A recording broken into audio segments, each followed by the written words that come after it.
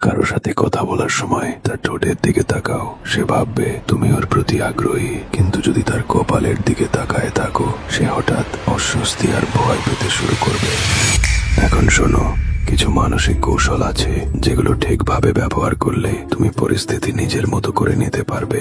সেটা তোমাকে সিগমা বানিয়ে তুলবে।